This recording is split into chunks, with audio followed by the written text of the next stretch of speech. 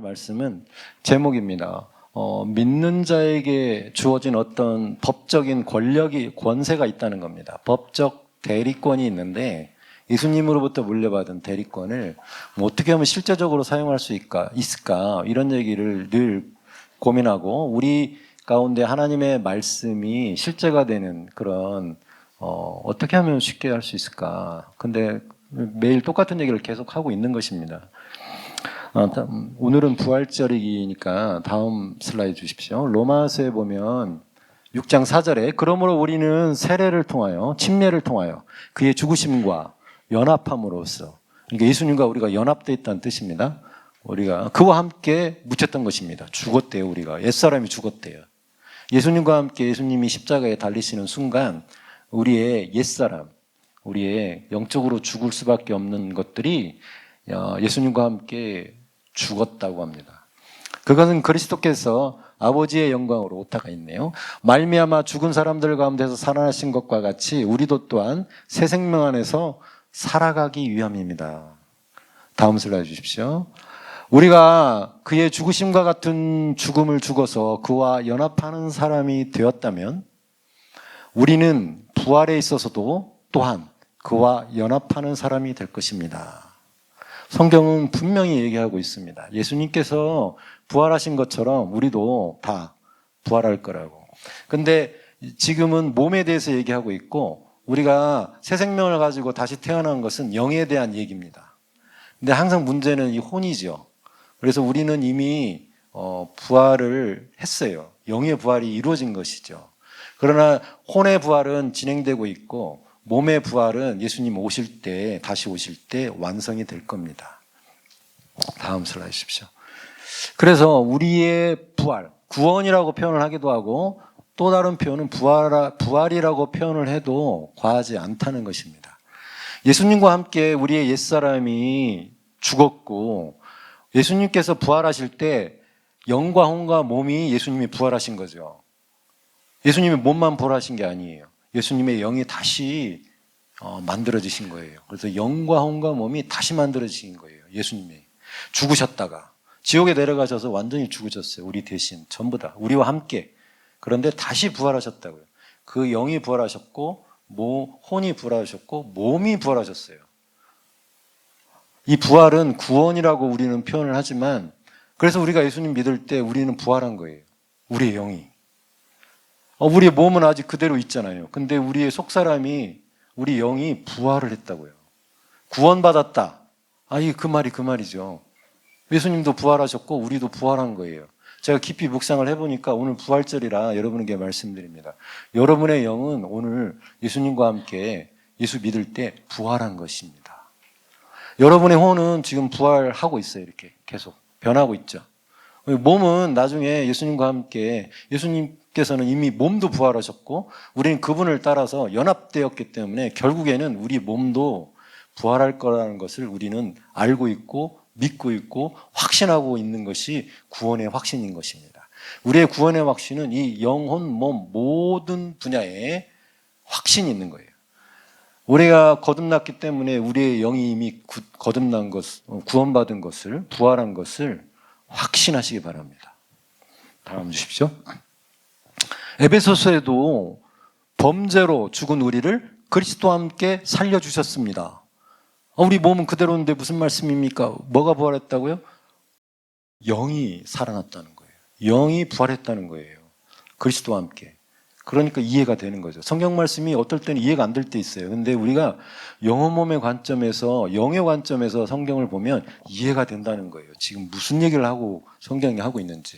여러분은 은혜로 구원을 얻었습니다. 하나님께서 그리스도 예수 안에서 우리를 그분과 함께 살리시고, 나 몸은 아직 영을 살리셨다는 뜻이에요.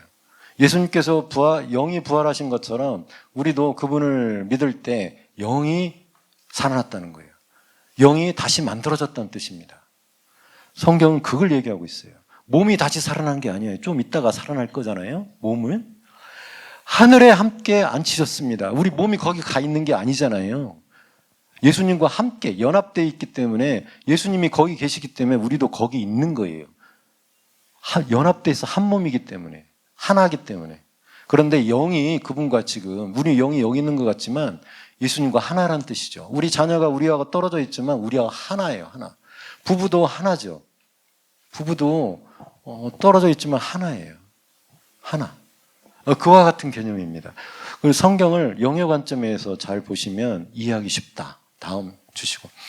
에베소 1장 20절 21절에도 하나님께서 이 능력을 그리스도 안에서 발휘하셔서 그분을 죽은 사람들 가운데서 살리시고 하늘에서 자기 오른쪽에 앉히셔서 모든 정권과 권세와 능력과 주권위에 그리고 이 세상뿐만 아니라 오는 세상에서 일컬을 모든 이름 위에 뛰어나게 하셨습니다.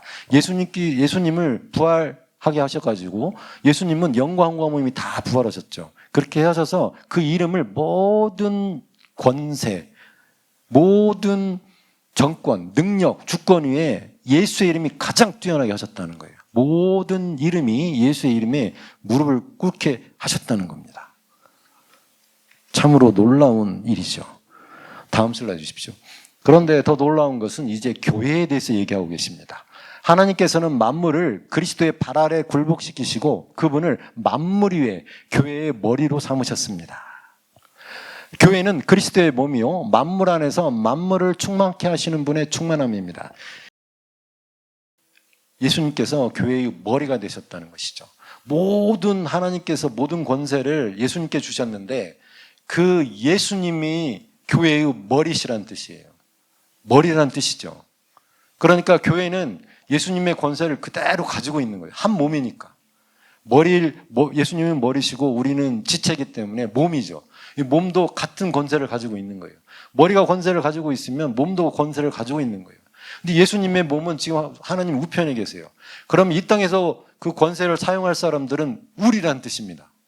우리가 그 권세를 사용할 수밖에 없다는 거예요.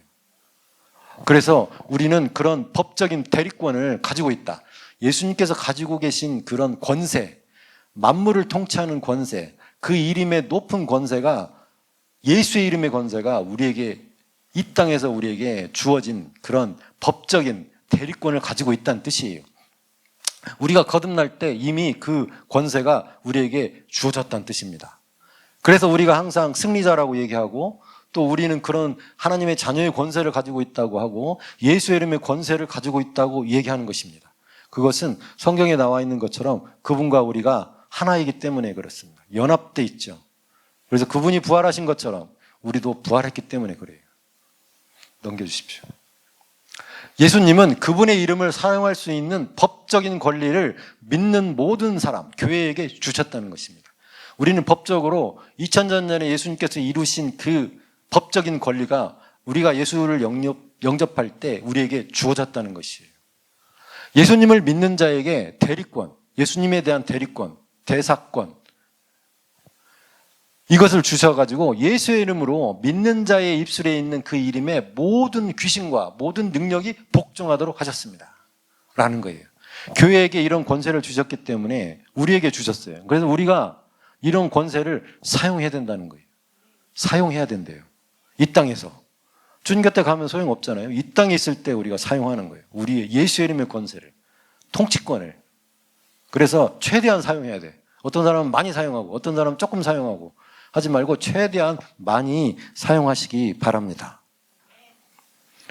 다음 슬라이드 주십시오. 골로새서입니다. 3장 1절에 그러므로 여러분이 그리스도와 함께 살려주셨음을 받았으면 살리셨다는 거예요. 우리의 영이 부활했다는 뜻입니다. 위에 있는 것들을 추구하십시오. 위에 있는 것들이 무엇입니까? 영적인 거죠. 하나님 나라의 것, 또 영적인 삶을 추구하라는 뜻입니다. 이 땅에 살고 있는 그런 여러 가지 환경과 박해, 환난 이거에 신경 쓰지 마시고 탐심이나 욕심에 신경 쓰지 마시고 위에 있는 것들, 영적인 것들을 추구하라는 것입니다. 거기에는 그리스도께서 하나님의 오른편에 앉아 계십니다. 라고 말씀하십니다.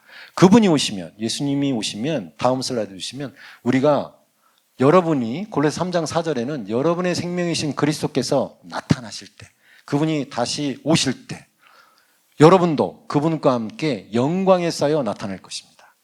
그때는 정말 부활의 몸을 우리도 입고 그분 앞에 나타날 거라는 거예요.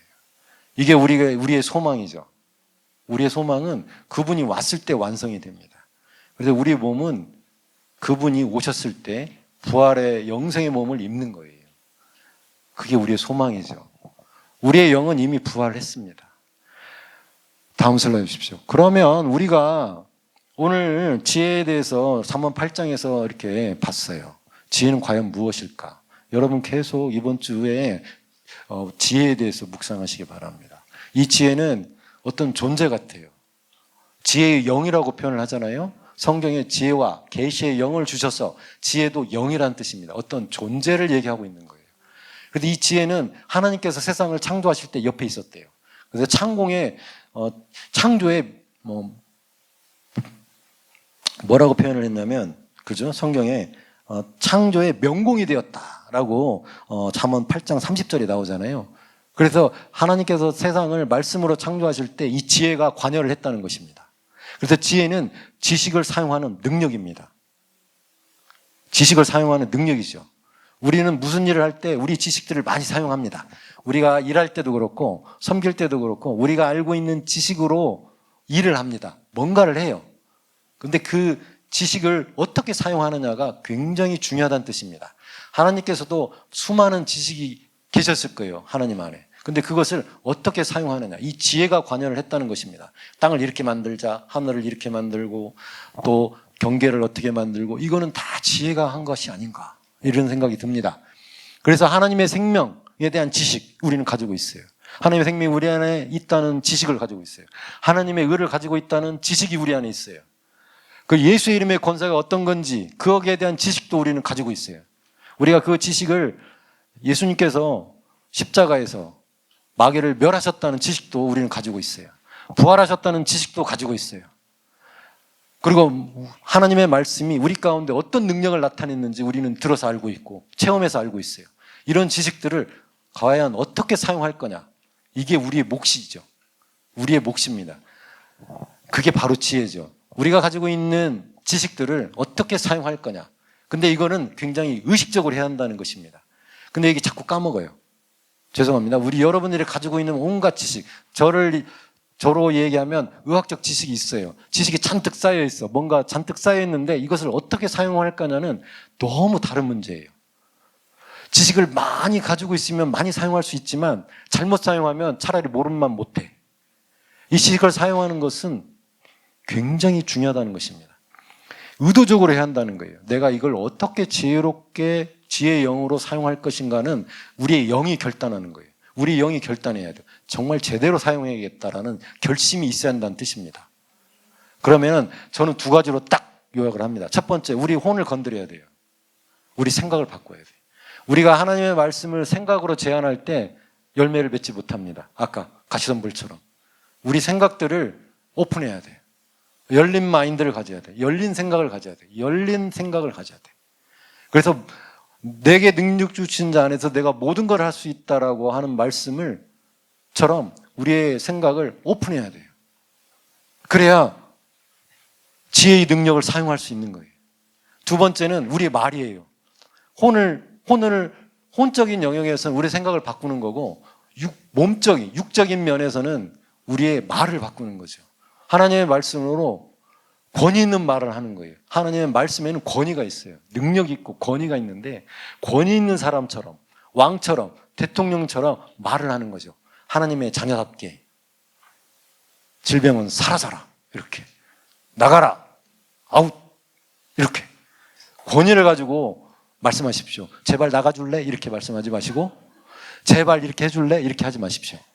예수님의 이름으로 나가라, 그렇게 될지어다, 이렇게 얘기하십시오.